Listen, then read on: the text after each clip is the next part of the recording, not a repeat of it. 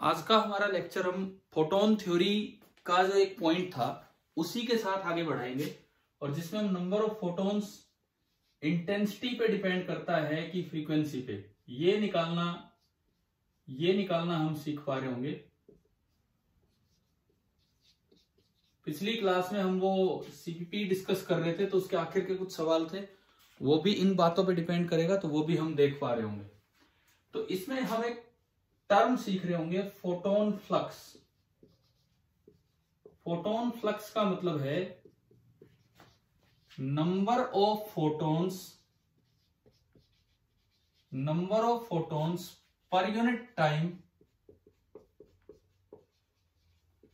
Per unit area, कि एक unit area में से यूनिट टाइम में कितने फोटोन्स निकल के जा रहे हैं, वो आपका है फोटोन फ्लक्स। अच्छा, अब देखते हैं, अलग अलग सोर्सेज लेके, एग्जांपल लेके हम चलते हैं। सपोज मैंने ये एक सोर्स लिया, यूनिट एरिया में कंसीडर कर रहा हूं 1 मीटर स्क्वायर। एक मैंने दूसरा सोर्स लिया, यूनिट एरिया ही ये मैंने लिया 1 मीटर स्क्वायर, और मैं बात करूंगा 1 सेकंड तक यूनिट टाइम की। यूनिट टाइम तक कितनी एनर्जी निकल के जा रही है वो हम देख पा रहे होंगे। ठीक है, अलग अलग सोर्स हैं।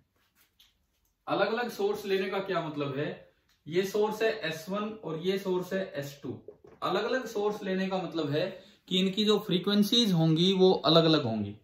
मैंने माना कि इसकी फ्रीक्वेंसी है ν1 और इसकी फ्रीक्वेंसी है ν2। ठीक है, लेट ν2 इज 2 टाइम्स ν1। ये हमने एक अजम्पशन ले लिया। एक एग्जांपल से हम सीखने की कोशिश करें। क्या कह रहे हो? वीडियो ब्लर आ रही है सर। यार वीडियो ब्लर तो थोड़ा सा नेटवर्क इतना प्रॉपर नहीं आ पा रहा है इस समय। रुक भी रही है, लैग हो रही है। थोड़ा वो वाईफाई नेटवर्क नहीं आ पा रहा है, मोबाइल डाटा इतना अच्छा काम नहीं कर रहा। आप देखिए, अगर कोई वीडियो में प्रॉब्लम होगी तो साथ में रिकॉर्ड हो रहा है लेक्चर, उसमें क्लियर आएगी, है ना। फिर भी कोशिश करो। मेरी आवाज सुन रही है साफ या नहीं? क्लियर है सर। ठीक है, ठीक है। तो फिर हो सकता है आपकी तरफ भी कोई नेटवर्क में इश्यू हो। इधर देखिए, अभी देखो, फोटोन्स यहां से भी निकल रहे हैं, फोटोन्स यहां से भी निकल रहे हैं। यहां कोई पैकेट निकला सपोज 1 इलेक्ट्रॉन वोल्ट एनर्जी का, तो बताओ यहां से जो एक फोटोन निकलेगा उसकी एनर्जी कितनी होगी अगर इसकी फ्रीक्वेंसी डबल है तो? बताओ।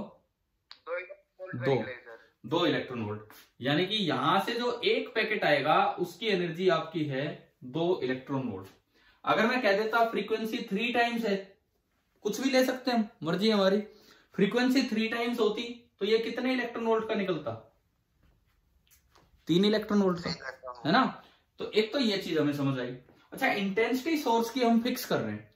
मान लिया मैंने कि इस सोर्स की इस जगह पे जो इंटेंसिटी है, पहले सोर्स की इंटेंसिटी मैंने कहा कि वो मैंने कर दिया 10 electron volt per meter square per second. Electron volt is the unit of energy, meter square और सेकेंड एरिया और टाइम। इंटेंसिटी हमने इस तरह से लिखी, 10 electron volt per meter square per second. Suppose ये है, और आपसे कहा गया कि ये जो सोर्स है इसकी इंटेंसिटी है 60 electron volt per meter square per second. इसकी इंटेंसिटी है 60 electron volt per meter square per second. ये हमने सोर्स की इंटेंसिटी फिक्स कर दी। इसका मतलब 1 मीटर स्क्वायर में से 1 सेकंड में टोटल एनर्जी 10 इलेक्ट्रॉन वोल्ट आनी है। ऊपर वाले की मैं बात कर रहा हूं, और एक पैकेट की एनर्जी 1 इलेक्ट्रॉन वोल्ट है। तो बताओ नंबर ऑफ फोटोन्स कितने आ रहे हैं? नंबर ऑफ फोटोन्स कितने आ रहे हैं बताओ? टोटल एनर्जी 1 मीटर स्क्वायर में से 1 सेकंड में 10 इलेक्ट्रॉन वोल्ट आनी है, और एक पैकेट की एनर्जी है 1 इलेक्ट्रॉन वोल्ट। तो नंबर ऑफ फोटोन्स कितने आ रहे हैं?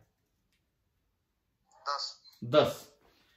ये होता है फोटोन फ्लक्स। ये होता है फोटोन फ्लक्स कि एक यूनिट एरिया में से यूनिट टाइम में कितने फोटोन आए।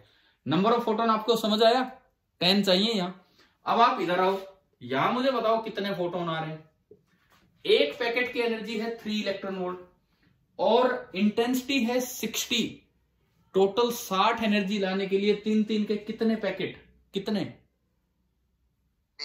20, है ना। समझ आ रहा है? यानी कि यहां जो आपका फोटोन फ्लक्स हो गया 20, अब एक चीज समझो, पहले तो मुझे यही बता दो यार, किसी को डाउट हो कि ये कैसे आया है? क्या इसमें कोई डाउट हो किसी बच्चे को कि ये वैल्यू कैसे निकाली हमने इस एग्जाम्पल में, या समझ आ रहा है सभी को? ठीक है, चलो एक बार फिर से बता, दोबारा सुन लो। हम क्या देखना चाह रहे हैं? हम ये देखना चाह रहे हैं कि जो नंबर ऑफ फोटॉन्स है वो इंटेंसिटी पे कैसे डिपेंड करता है और वो फ्रीक्वेंसी पे कैसे डिपेंड करता है। हम ये चीज चेक करना चाह रहे हैं कि नंबर ऑफ फोटॉन्स इंटेंसिटी पे कैसे डिपेंड करता है और फ्रीक्वेंसी पे कैसे डिपेंड करता है। तो देखो मैंने क्या किया, मैंने कोई एक सोर्स लिया जिसकी फ्रीक्वेंसी मैंने मानी ν1, और मैंने कहा उस ν1 से जो पैकेट बन के आया, उस एक पैकेट, उस एक फोटोन की एनर्जी आपकी है 1 इलेक्ट्रॉन वोल्ट, और मैंने इसकी इंटेंसिटी फिक्स कर रखी है 10 electron volt per meter square per second. तो एक एक के कितने पैकेट निकले कि 10 इलेक्ट्रॉन वोल्ट टोटल एनर्जी आ जाए इस एरिया में से? हाँ जी बताओ, समझ आया? समझ आया कि नहीं आया? Yes sir. एक एक एनर्जी वाले कितने पैकेट में निकालूं कि टोटल एनर्जी इस एरिया में से इतनी देर में 10 इलेक्ट्रॉन वोल्ट आ जाए। तो नंबर ऑफ फोटॉन्स, यही फोटोन फ्लक्स है, 10 हो गया। अब देखो आप नीचे देखो, इंटेंसिटी 10 की बजाय कितनी कर दी मैंने? बोर्ड पे दिख रहा है कितनी की इंटेंसिटी? 60, यानी कि 6 टाइम्स। इंटेंसिटी मैंने की 6 टाइम्स, फ्रीक्वेंसी मैंने कहा कितने टाइम्स कर दी? 3 टाइम्स। अगर फ्रीक्वेंसी 3 टाइम्स कर दी तो एक पैकेट की एनर्जी 3 गुना हो जानी है। समझ आया क्या ये? भाई ई का फॉर्मूला होता है एच न्यू, ई का formula H new, new 3 times तो एक पैकेट की एनर्जी 3 गुना होगी। इंटेंसिटी आपने अपनी तरफ से 6 गुना की है, तो अब 60 एनर्जी लाने के लिए 3 के कितने पैकेट निकल रहे होंगे इसमें से एक सेकंड में? टोटल 60 एनर्जी हो जाए तो 3 के कितने पैकेट चाहिए हमें बताओ? 20 चाहिए। तो नंबर ऑफ फोटोन 20 हो गए। अब आप ये सुनो, इंटेंसिटी आपने की थी 6 टाइम्स, फ्रीक्वेंसी आपने की थी 3 टाइम्स, तो नंबर ऑफ फोटॉन्स 10 से 20 हुए। कितने टाइम्स हुए? 2 टाइम्स। यानी कि जो नंबर ऑफ फोटॉन्स हैं per unit area per unit time, यानी कि जो फोटोन फ्लक्स है, मैं उसको n से रिप्रेजेंट कर रहा हूं, वो डायरेक्टली प्रोपोर्शनल होगा इंटेंसिटी अपॉन फ्रीक्वेंसी के। Intensity upon frequency, intensity 6 time, frequency 3 time, तो नंबर ऑफ पैकेट हो गए 2 टाइम्स। मतलब बच्चे यूं याद करते हैं कि नंबर ऑफ पैकेट केवल इंटेंसिटी पे डिपेंड करते हैं। भाई वो फ्रीक्वेंसी पे भी डिपेंड करते हैं। अगर फ्रीक्वेंसी सेम रखो तो वो डायरेक्टली प्रोपोर्शनल होते हैं किसके? इंटेंसिटी के। ये काफी इंपॉर्टेंट रिजल्ट है हमारे लिए। बताओ समझ आया कि नहीं आया इस एग्जाम्पल से ये रिजल्ट? हम ठीक है। अब देखो, अब कोई जैसे कोई सवाल अगर हम लें, उसमें से कोई भी सवाल, फॉर एग्जाम्पल आप क्वेश्चन नंबर, कल जो हम कर रहे थे उसी में चलते हैं, क्वेश्चन नंबर 10 पे हम चलते हैं। Question number 10 CPP 1 page number 1 question number 10। एक बार आप ट्राई कीजिए, एक बार आप देखिए, मैं तब तक इसका स्क्रीनशॉट लेता हूं, आपकी अटेंडेंस देखता हूं, उसके बाद फिर हम आगे बात करेंगे।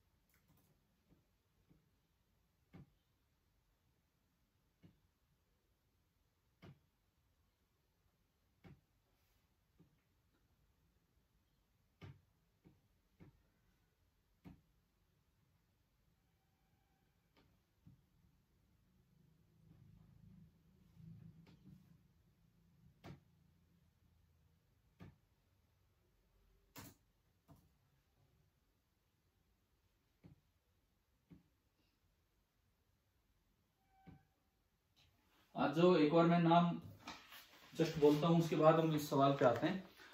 आप बच्चों की एक लिस्ट में लाया था अभी स्कूल से। देखो अभी जो यहाँ पे 20 है, जिसमें 2 तो मेरे तो 18 प्रेजेंट दिख रहे हैं। मैं जस्ट एक बार नाम ले रहा हूं। अनंत कुमार ये हैं, मुस्कान यादव 2, निकिता तंवर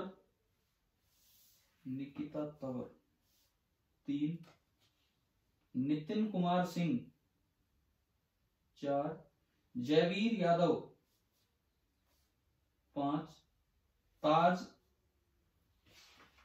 6, तनीषा यादव 7, रोहित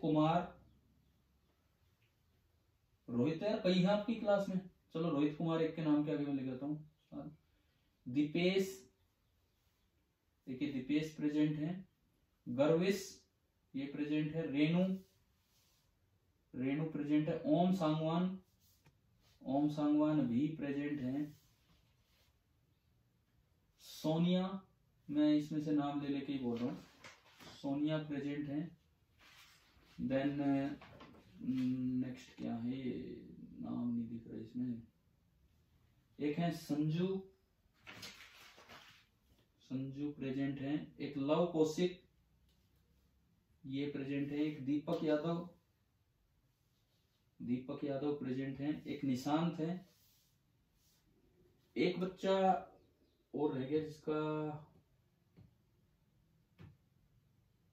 नाम नहीं नजर आ रहा है मुझे, कौन है भाई, कौन रह गया जिसका नाम नहीं लिया मैंने, जो भी है इस मीटिंग में, ये थोड़ा कवर्ड है, ब्लैक से आ रहा है, चलो ठीक है, कुछ नॉन अटेंडिंग भी होगी, मैं बाद में बात करता हूँ।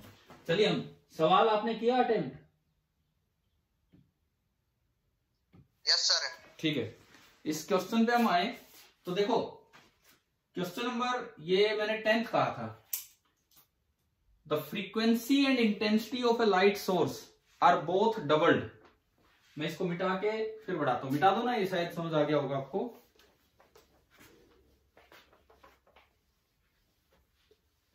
एक लाइट सोर्स आपको दिया गया है, लाइट सोर्स, आपने क्या किया, उसकी फ्रीक्वेंसी को भी और उसकी इंटेंसिटी दोनों को डबल कर दिया।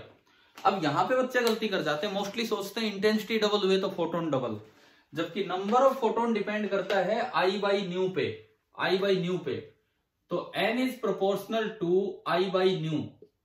आपने इंटेंसिटी को भी 2 टाइम्स किया और फ्रीक्वेंसी को भी 2 टाइम्स किया, तो n क्या रहेगा, सेम, नंबर ऑफ पैकेट्स जो आए थे वो सेम रहेंगे। ठीक है, अब सपोज 15 पैकेट आ रहे हैं, 15 फोटोन आ रहे हैं, तो पहले 15 पैकेट आ रहे थे तो अब भी 15 यही पैकेट आएंगे।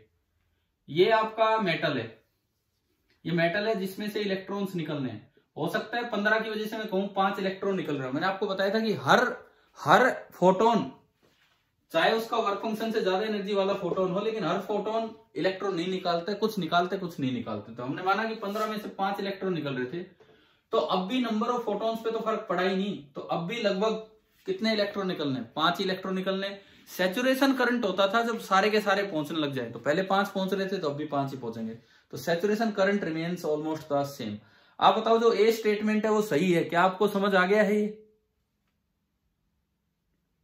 हाँ भाई बोलो। Yes sir. है ना, ए स्टेटमेंट सही है। इसका मतलब जो सैचुरेशन करंट होता है, सैचुरेशन करंट वो डिपेंड करता है कहीं ना कहीं नंबर ऑफ फोटॉन्स पे, और नंबर ऑफ फोटॉन सेम है तो नंबर ऑफ इलेक्ट्रॉन जो निकले होंगे वो भी लगभग सेम रहेंगे, इस वजह से सैचुरेशन करंट सेम है। अच्छा, B statement, maximum kinetic energy of photo electron is doubled. मैं इस बी स्टेटमेंट को थोड़ा चेंज करके आपसे पूछता हूं, energy of photon is doubled, बताओ सही है कि गलत है इस सवाल में? Energy of photon is doubled, सही है कि गलत है? हाँ जी, energy of packet is doubled, बताओ सही है कि गलत है? एक पैकेट के क्या कह रहे हो, सही है गलत है? दोबारा बोलिए। गलत नहीं है, सही है। कारण सुनो, एक पैकेट की एनर्जी होती है h न्यू, और न्यू को आपने कितने टाइम्स कर दिया? 2 टाइम्स, यानी कि हर एक पैकेट की एनर्जी डबल होगी है, हर एक पैकेट की एनर्जी बिल्कुल डबल होगी है। इंटेंसिटी भी डबल हुई थी, इसलिए नंबर ऑफ फोटोन सेम निकले, क्योंकि ये इस तरह का फॉर्मूला था हमारे पास। लेकिन एक चीज तो हमारी समझ आ रहा है, पहले 15 पैकेट आ रहे थे तो अब भी 15 ही पैकेट आएंगे, लेकिन हर एक पैकेट की जो एनर्जी है वो डबल हो चुकी है। ठीक है, यानी कि अब इलेक्ट्रॉन थोड़ी ज्यादा Ke के साथ निकलेगा। भाई आपने आइंस्टाइन की इक्वेशन ये पढ़ी थी क्या पिछली बार या नहीं पढ़ी थी? Ke is equal to E minus phi naught, ये लिखी थी हमने इक्वेशन बोर्ड पे या नहीं लिखी थी बताओ?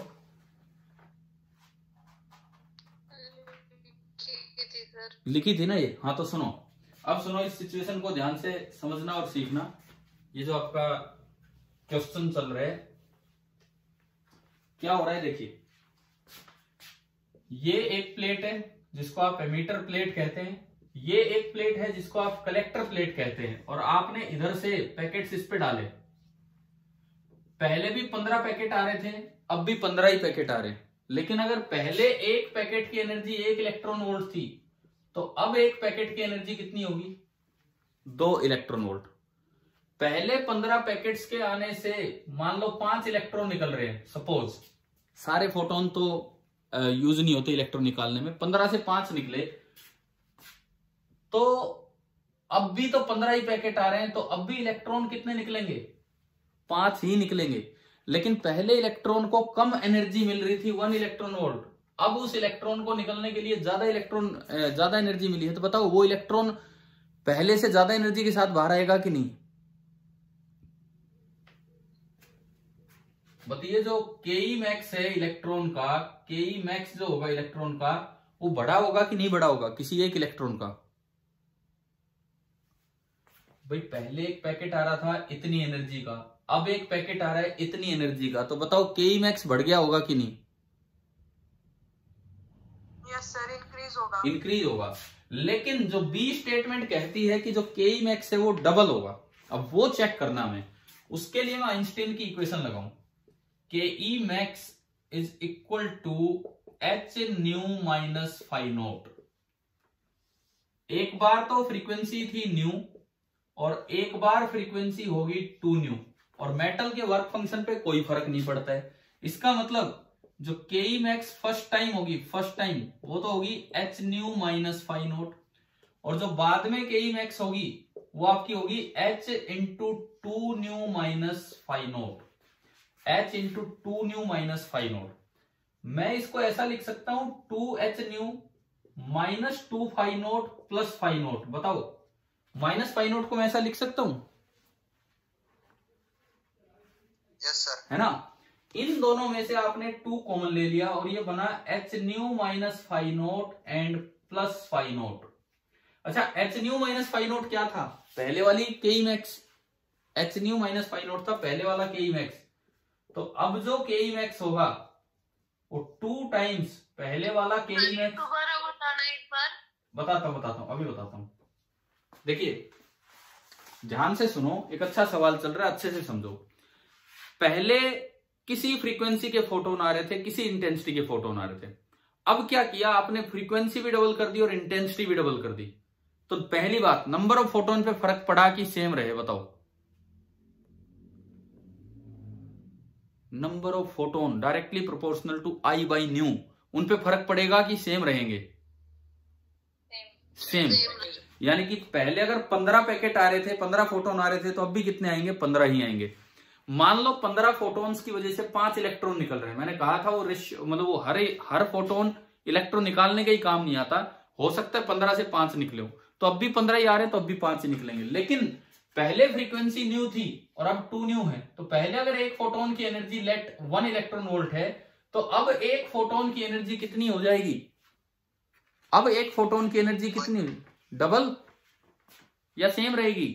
फ्रीक्वेंसी डबल है, बताओ, बोलो। डबल हो जाएगी। ठीक है, फोटोन की एनर्जी सर। हाँ बोलिए। फोटोन की एनर्जी बढ़ गई तो फिर इलेक्ट्रॉन और ज्यादा नहीं निकलेंगे? इलेक्ट्रॉन और ज्यादा नहीं निकलेंगे, जो निकल रहे थे वो ज्यादा एनर्जी के साथ निकलेंगे। अब एक बार फिर क्लियर करो, अगर 15 की बजाय 20 फोटोन आ रहे होते, 25 फोटोन आ रहे होते, तो इलेक्ट्रॉन्स के निकलने की संख्या बढ़ती। पहले भी 15 पैकेट आ रहे थे, अब भी 15 ही पैकेट आ रहे हैं। एक इलेक्ट्रॉन एक ही फोटोन ले सकता है। तो अब भी अगर पहले 15 से 5 निकल रहे थे तो अब भी 15 से 5 ही निकलेंगे। हाँ ये होगा, पहले कम एनर्जी के पैकेट आ रहे थे तो पहले जो इलेक्ट्रॉन निकल रहा था वो कम एनर्जी से निकल रहा था, और अब जो ज्यादा एनर्जी का पैकेट आ रहा है तो अब जो इलेक्ट्रॉन निकलेगा वो ज्यादा एनर्जी के साथ निकलेगा। बताओ समझ आया कि नहीं आया? आ गया सर। ठीक है, अब सुनो फिर इसमें देखो, हमें ये पता लग गया। हाँ जी बोलिए, और कोई कुछ पूछना चाह रहे तो?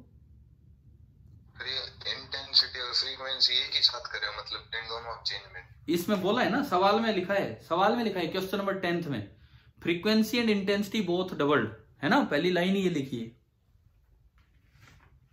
आपके क्वेश्चन में दिया है। इंटेंसिटी बढ़ना, नंबर ऑफ इलेक्ट्रॉन्स भी बढ़ेगा।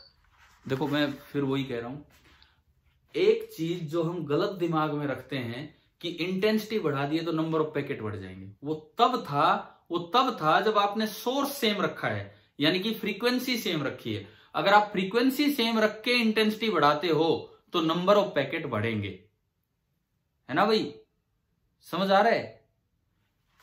Number of packets directly proportional होते हैं I बाई न्यू के। अगर आप न्यू को चेंज ना करें और इंटेंसिटी को चेंज करें तो नंबर ऑफ फोटॉन्स बढ़ जाएंगे, लेकिन अगर आप I को भी चेंज कर रहे हैं और न्यू को भी चेंज कर रहे हैं तो नंबर ऑफ फोटॉन्स पे पता नहीं क्या फर्क आएगा। दोनों को डबल किया तो क्या हो जाएंगे, बिल्कुल सेम। क्या ये पॉइंट अभी मैंने शुरू में आज एग्जांपल लिया था वो 6 टाइम 3 टाइम, वो यही तो बताने के लिए लिया था। समझ आ गया ना वो सभी को? ठीक है, अब आओ इधर आओ, मैं इस पे दोबारा आता हूं। देखो पहले 15 पैकेट आ रहे थे, 15 फोटोन आ रहे थे, अब भी 15 ही फोटोन्स आ रहे हैं।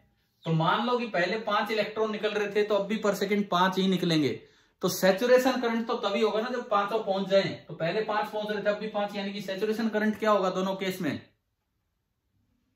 सेम कि डिफरेंट? सेम होगा, है ना। अब हमारा सवाल यह है कि जो इलेक्ट्रॉन निकला है उसकी काइनेटिक एनर्जी डबल होगी कि नहीं। हाँ ये श्योर है कि जो फोटोन आ रहा है उसकी एनर्जी डबल होगी है, क्योंकि फ्रीक्वेंसी डबल कर चुके हैं आप सवाल में। पहले फोटोन अगर 1 इलेक्ट्रॉन वोल्ट का था तो अब फोटोन कितनी एनर्जी का आ रहा होगा? 2 इलेक्ट्रॉन वोल्ट का। लेकिन निकलने वाले इलेक्ट्रॉन की काइनेटिक एनर्जी भी डबल हुई है कि नहीं, उसके लिए हमारी आइंस्टाइन की इक्वेशन है Ke max is equal to h nu minus phi naught. कैसे लगाएं इस इक्वेशन को? देखिए एक बार मैंने लाइट डाली जिसकी फ्रीक्वेंसी है न्यू और Ke max की वैल्यू Ke1 बोल दी। एक बार मैंने लाइट डाली जिसकी फ्रीक्वेंसी है 2 न्यू और Ke max की वैल्यू बोल दी Ke2। तो आपने ये इक्वेशन लगाई, न्यू की जगह न्यू रखा। एक बार ये इक्वेशन लगाई, न्यू की जगह 2 न्यू रखा। मेटल का वर्क फंक्शन तो वही है जो पहले था, वो थोड़ी चेंज हो गया, तो वो अब भी फाइ नॉट है। अब मैं इसको और उसको कंपेयर करने के लिए मैंने क्या किया, इतना लिखने के बाद इसमें माइनस फाइ नॉट कर दिया और प्लस फाइ नॉट कर दिया। ऐसा तो हम कर सकते हैं। तो क्या ये -2 फाइ नॉट बन गया, है ना? Yes sir. और ये प्लस फाइ नॉट, इन दोनों में से मैंने 2 कॉमन लिया, तो ये बन गया h nu minus phi naught, और h nu minus phi naught था Ke1, तो Ke2 कितना बना? 2 times Ke1 plus phi not. आपका जो Ke2 बना 2 times Ke1 plus phi not. तो बताओ ये डबल है या डबल से ज्यादा है या डबल से कम है? डबल से ज्यादा। डबल से भी ज्यादा। यानी कि अगर फोटोन की एनर्जी डबल हुई है तो जो इलेक्ट्रॉन निकलेगा उसकी एनर्जी डबल से भी ज्यादा हो जाती है। इस इक्वेशन से हमें समझ आता है। इसका मतलब Ke2 is greater then 2 times Ke1। आप अगर फ्रीक्वेंसी डबल करोगे, आप अगर लाइट की फ्रीक्वेंसी डबल करोगे तो पैकेट फोटोन की एनर्जी तो डबल होगी, लेकिन जो इलेक्ट्रॉन निकल रहा है उसकी एनर्जी डबल से भी ज्यादा हो जाएगी। क्या ये रिजल्ट आ गया समझ? Yes sir. अभी बताओ क्या, अब आप अपने पेपर में इसमें बी स्टेटमेंट पढ़िए। ये कहता है कि maximum kinetic energy of photo electron is doubled. तो ये सही है कि गलत है? हाँ भाई बताओ। मैक्सिमम मोर देन डबल गलत है। तो यानी कि आपका आंसर आ गया 10th का बी, कि A is true and B is false. अभी बताओ मुझे, ये फोटोन थ्योरी का ये पॉइंट क्लियर हुआ कि नहीं?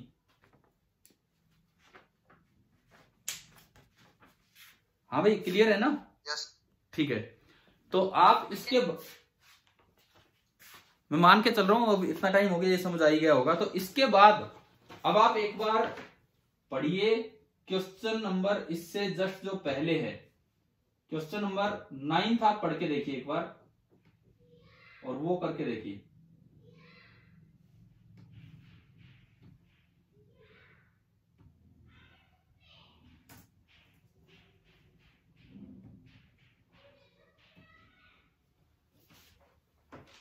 पढ़ रहे हैं आप क्वेश्चन नंबर 9? Yes sir. यही इसी तरह का है। अगर आप फ्रीक्वेंसी ऑफ लाइट डबल कर दें तो स्टॉपिंग पोटेंशियल पे क्या फर्क पड़ेगा? अभी आपने देखा फ्रीक्वेंसी ऑफ लाइट, हाँ जी बोलो। सी वाला आएगा सर इसमें तो। हाँ बिल्कुल सही। फ्रीक्वेंसी ऑफ लाइट डबल करने से के मैक्स डबल हुआ या डबल से भी ज्यादा? डबल से ज्यादा। और वी नोट तो उस के मैक्स को ही तो रोकता था। K max is equal to E into V naught. K max जो होता है that is E into V naught, तो वी नोट उसी को रोकता है, तो इसलिए ये आ जाएगा मोर देन डबल। आप बताओ 9th और 10th दोनों समझ आ गए आपको? Yes sir. अब 1 से 8 शायद मैंने कल एक सवाल करवा दिया था। 1 से 8 तो है ना, या नहीं हुआ था? हो गया था ये तो शायद। और 9th और 10th देखो, फोटोन थ्योरी बड़ी कॉन्सेप्चुअल थ्योरी है, आप लॉजिकली इसको समझते चले। अब मैं एक बार इसके बाद है ना आइंस्टीन की इक्वेशन लिखता हूं, फिर अगले सवालों पे चलेंगे बाद में। सबसे पहले मैं आपके लिए आइंस्टीन की जो फोटो इलेक्ट्रिक इक्वेशन है एक बार वो लिख के बताता हूं कि क्या एक्सप्लेनेशन थी आइंस्टीन की कि फोटोन करते क्या है, उस पर हम आते हैं।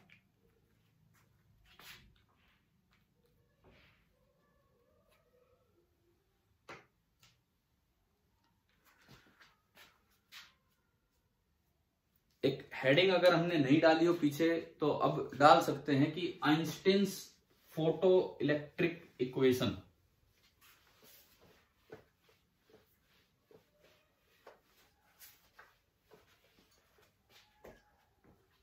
This is Einstein's photo electric equation. देखिए क्या इक्वेशन है मैं बताता हूं आपको। आइंस्टीन ने कहा था कि जैसे ये आपकी एमीटर प्लेट है, इस पे आप लाइट डाल रहे हो, ये कोई एक पैकेट चल के आ रहा है, लाइट की वेवलेंथ लैम्डा है या फ्रीक्वेंसी न्यू है, तो जो पैकेट आएगा, पैकेट की एनर्जी एच न्यू, ये तो प्लैंक ने बताया था, या फिर आप इसे लिख सकते हैं h c by lambda, packet की एनर्जी है। ये जो मेटल है, इस मेटल का वर्क फंक्शन हम बोल रहे हैं, कई बार डब्ल्यू भी लिख देते हैं, हम फाई नोट लिख रहे हैं, मेटल का वर्क फंक्शन है फाई नोट। तो आइंस्टीन ने कहा था कि मैं ये मान के चल रहा हूं कि ये जो एनर्जी है, ये जो पैकेट की एनर्जी है, this is greater than phi naught, नहीं तो इलेक्ट्रॉन निकलेंगे ही नहीं। सबसे पहली बात, number of electrons ejected is less than number of photons incident. सारे के सारे फोटॉन्स इलेक्ट्रॉन निकालने के काम नहीं आते और भी किसी तरह से एब्जॉर्ब हो जाते हैं। यानी कि कभी आपसे ये रेशियो पूछ लिया जाए कि number of electrons ejected upon number of photons incident, तो ये लेस देन 1 होगा कि ग्रेटर देन 1 होगा? बताओ। इक्वल टू भी नहीं आता, इक्वल टू भी नहीं आता। कभी ऐसा होता ही नहीं कि 1000 फोटोन आ गए तो 1000 इलेक्ट्रॉन, उससे काफी कम इलेक्ट्रॉन निकलते हैं। इक्वल टू कभी नहीं होता है, ठीक है। ये इतना आया। अच्छा, उसके बाद सुनो अगली बात, जो इलेक्ट्रॉन निकले हैं वो वेरिएबल एनर्जी के साथ आते हैं। वेरिएबल एनर्जी के साथ जो काइनेटिक एनर्जी ऑफ इलेक्ट्रॉन्स होगी वो 0 से लेके जस्ट निकल ही आया, 0 से लेके मैक्सिमम एनर्जी के साथ वो आएगा जो कितनी एनर्जी के साथ आ रहा है, E minus phi naught. E तो है फोटोन की एनर्जी और फाई नोट है मेटल का वर्क फंक्शन। सपोज कोई लाइट आ रही है, मेरे को टाइम देख लो कितना बचा है 5-6 मिनट। सुनो, कोई लाइट आ रही है, उसके एक पैकेट की एनर्जी है 5 इलेक्ट्रॉन वोल्ट और आपके मेटल का वर्क फंक्शन है 3 इलेक्ट्रॉन वोल्ट, तो 3 तो मेटल ने यूज ही कर लिया, बची कितनी एनर्जी 5 में से? 2। अब इलेक्ट्रॉन जो चले होंगे ना वो सारे 2-2 से चले होंगे, लेकिन कुछ तो बचते बचाते बाहर आ जाते हैं, वो तो 2 से ही आते हैं बाहर। कुछ की क्या होती है, टक्कर हो जाती है, तो उनकी वजह से उनकी एनर्जी कम होती रहती है और इलेक्ट्रॉन से टक्कर होने से, इसीलिए ये एक वेरिएबल काइनेटिक एनर्जी के साथ बाहर आते हैं, मैक्सिमम ये और मिनिमम ये। तो जो केई मैक्स है, केई मैक्स आइंस्टीन की जो इक्वेशन है वो मैं लिख रहा हूं, यानी कि half into mass of electron into जो मैक्सिमम स्पीड के साथ बाहर आ रहा है वो, that is equal to E minus phi naught. E को आप लिख सकते हैं H nu minus phi naught. H nu minus, क्या हमने पिछली क्लास में थ्रेशोल्ड वेवलेंथ या थ्रेशोल्ड फ्रीक्वेंसी का जिक्र कर लिया वो सवाल करते समय, है ना? तो आप फाई नोट को एच इंटू न्यू नोट भी लिख सकते हैं, फाई नोट को एच इंटू न्यू नोट भी लिख सकते हैं, यानी कि ये आपका बना h into nu minus nu naught. This is also equal to, आप इसको ये भी लिख सकते हैं h c by lambda minus phi naught, अगर लेमडा इसकी वेवलेंथ है। आप इसको ये भी लिख सकते हैं, क्योंकि फाई नोट को थ्रेशोल्ड वेवलेंथ की टर्म्स में ये लिखा जा सकता है, एच सी कॉमन आ गया 1 by lambda minus 1 by lambda note. यहां पे न्यू नोट और लेमडा नोट क्या है? मेटल की थ्रेशोल्ड फ्रीक्वेंसी न्यू नोट है और मेटल की थ्रेशोल्ड वेवलेंथ लेमडा नोट है। हाँ भाई, यहां तक समझ आई ये बातें? समझ आई कि नहीं आई बताओ ये इक्वेशन? ठीक है। और एक और फॉर्म है इसकी कि ये जो केई मैक्स निकल के आया है, उस इलेक्ट्रॉन को रोकने के लिए अगर आपको स्टॉपिंग पोटेंशियल वी नोट लगाना पड़ा है तो KE max is also equal to E into V naught, where V naught is the stopping potential, where V naught is the stopping potential. ये जो पूरी इक्वेशन है ना, इसको हम बोल देते हैं आइंस्टीन्स फोटो इलेक्ट्रिक इक्वेशन। बताओ ये एक एक चीज समझ आ रही है क्या? क्या लिखी है हमने बोर्ड पे? Yes sir. ठीक है। दूसरी बात, कभी कभार अगर इस तरह का सवाल आ जाए कि भाई इस रेशियो को बढ़ाना है मुझे, ये जो रेशियो है ये 1 से ज्यादा तो कभी हो ही नहीं सकता, 1 से काफी कम रहता है ये रेशियो, लेकिन अगर आप इस रेशियो को इंक्रीज करना चाहते हैं, 1 से बड़ा तो तब भी नहीं होगा, जैसे पहले 0.3 था, अब आप 0.4 करना चाह रहे हैं, 0.5 करना चाह रहे हैं, टू इंक्रीज द रेशियो आपको क्या करना पड़ेगा? कोट द सरफेस, कोटिंग कीजिए उस पे, coat the metal surface, coat the metal surface by barium oxide और स्ट्रोंशियम ऑक्साइड। ये थोड़ी केमिस्ट्री रिलेटेड पॉइंट है, इनसे हो सकता है वर्क फंक्शन पे थोड़ा फर्क पड़ जाए और उससे निकलना आसान हो जाए इलेक्ट्रॉन्स का। तो अगर आप इस रेशियो को रहेगा तो 1 से कम ही, लेकिन इंक्रीज करना चाहते हैं तो ये कुछ 2 स्पेशल मटेरियल्स होते हैं, इनकी आप कोटिंग कर दीजिए तो अपने आप ये थोड़ा सा बढ़ जाएगा ये रेशियो। ठीक है, आप नोट कीजिए आइंस्टीन की इक्वेशन।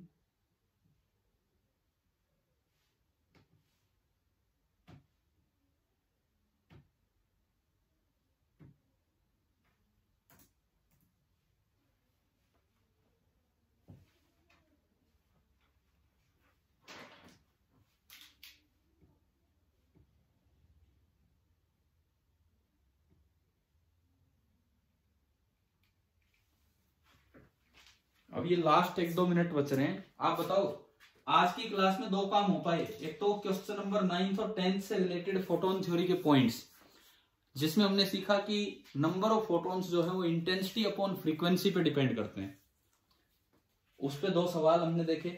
दूसरा, फ्रीक्वेंसी डबल आपने की है तो फोटोन की एनर्जी डबल होगी, लेकिन इलेक्ट्रॉन निकलता जो है उसकी काइनेटिक एनर्जी डबल नहीं होती, डबल से भी ज्यादा हो जाती है, इसलिए स्टॉपिंग पोटेंशियल भी डबल से ज्यादा हो जाता है। और तीसरा, हमने आइंस्टीन की बातों को समेटा है कि इक्वेशन फॉर्म में कि आइंस्टीन ने क्या इक्वेशन दी थी। हाँ भाई बताओ, ये 2-3 बातें आज की क्लास में समझ आ गई हैं कि नहीं?